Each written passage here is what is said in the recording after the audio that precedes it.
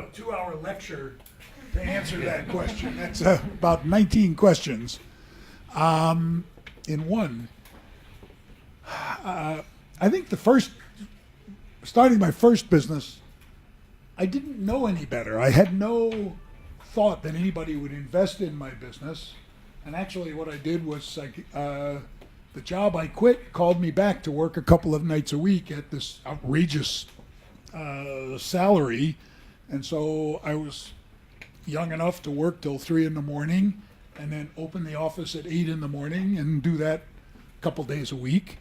So it gave me a very pleasant cash flow surprise that I'd started the business with no expectation, of that. And I think it leads to probably the key issue is self-confidence. Self-confidence is an entrepreneur's greatest asset and greatest liability, right? I'm an entrepreneur. No, everybody's telling me they're not going to buy this, but I'm an entrepreneur. I conquer problems like that, so I'm not going to listen to them. I'm going to launch this product and I'm going to sell it anyway because, damn it, I'm the best, right? And so that's sort of the liability part. The asset part is the darkest days you still believe in yourself. I had about a 2-month period where I knew every day in about 7 years into my first business, I probably had 30 employees. Every day, a good day was defined as we're only going to lose $1,000 or $2,000. And I knew that with all our credit resources tapped, we only had $24,000 left. Those 24 people, other than the controller, never knew. Because it was, come on guys, we're going to do this is great, whatever. And my ridiculous self-confidence got me through that, where most normal people would have just said, I think it's time to, close the door before the sheriff comes. People is a much more important and complicated question. The first rule is do everything you can to avoid hiring anybody you play with or sleep with. You change your opinions about so many things to accommodate a best friend, a college roommate, a bedmate. And there needs to be one asshole in every startup, and if you are the founder, you are it. So 50-50 partnerships, no way. 51-49, fine. That says who makes the most difficult decisions. And the other thing where self-confidence comes back into play is do a thorough sort of personality analysis and hire to complement your own weaknesses.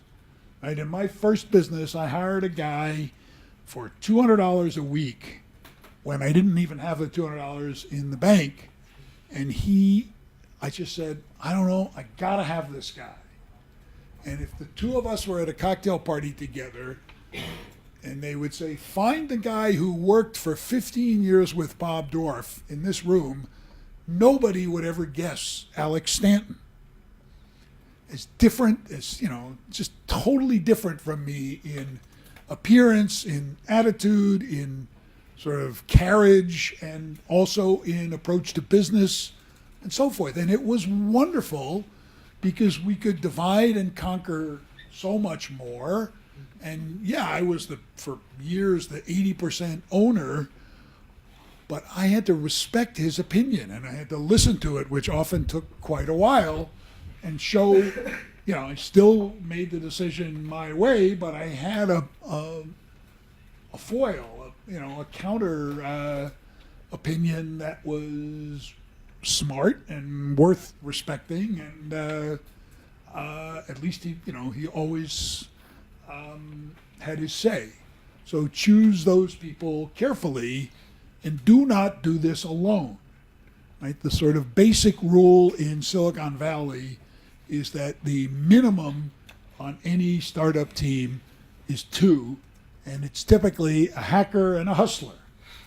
One person who is the product-oriented software developer, product developer, engineer, and the other person who's externally focused, sales, marketing, customer development, research, sort of all that sort of stuff. And if those two have a good working relationship, the hacker is in the office around the clock, building the product, and the hustler is out on the street hustling the product.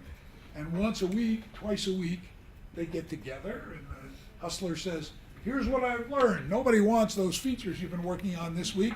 Let's drop them. But if we build these, everybody's more interested in the product. And the hacker says, well, thanks a lot. Where were you a week ago?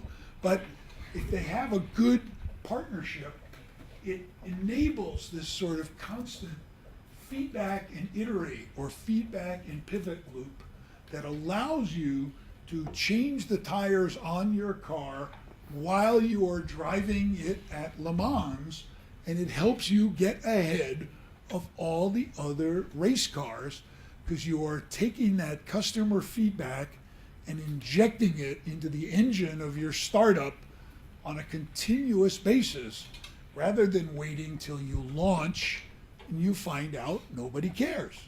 Really disappointing, painful exercise that customer development can help you avoid.